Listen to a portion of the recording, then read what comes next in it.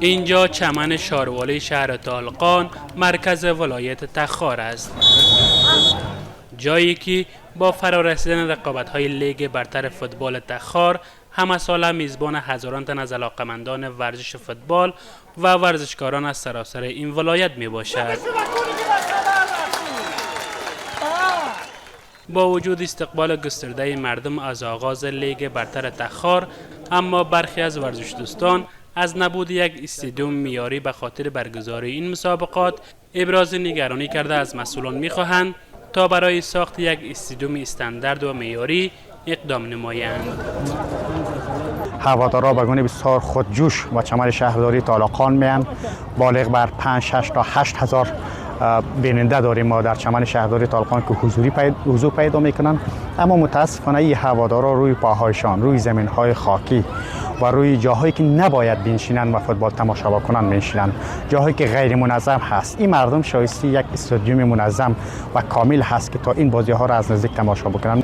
اعجاب از این میکنه که ما در ولایت تخار یک استادیوم ورزشی حداقل به یک معیار معینی باید ما داشته باشیم. کسایی که علاقمند فوتبال هستند در این چمن ورزش میکنن و لیگ ها همه ساله صورت میگیره. لازم است یک استادیوم منظم جور شود تا همه با مو کمال و شور و شوق علاقمندی از فوتبال لذت ببرند. در عین حال شماری از بازیکنان با شعارهای ما استادیوم معیاری می‌خواهیم کمپاین را با منظور جلب توجه مسئولان و تاجرین به خاطر ساخت یک استادیوم ورزشی راه اندازی کردند. آنان میگویند به دلیل نبود یک استادیوم معیاری ناگزیرند دیدارهای لیگ برتر فوتبال تخار را ساعتها زیر آفتاب سوزان و در حالت ایستاده تماشا کنند.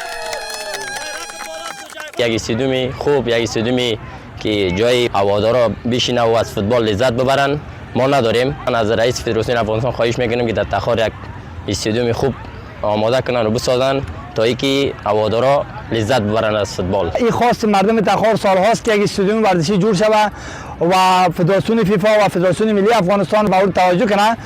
همزمان با این مسئولان در آمریت تربیت بدنی و ورزش تخار از تلاش‌هایشان به خاطر ساخت و ساز یک استادیوم ورزشی در این ولایت خبر می‌دهند. تا یک سالی که گذشت تلاش‌هایی که صورت گرفت، مسئولین تربیت بدنی و المپیک ولایت تخار جمع همکارایی که در اینجا بودن تلاش کردن، زحمت کشیدن، البته با هماهنگی مقام محترم ولایت سایر اداراتی که زیربط هستند اینجا توانستیم که یک مقدار زمین ما در شهر طالقان به دست بیاریم.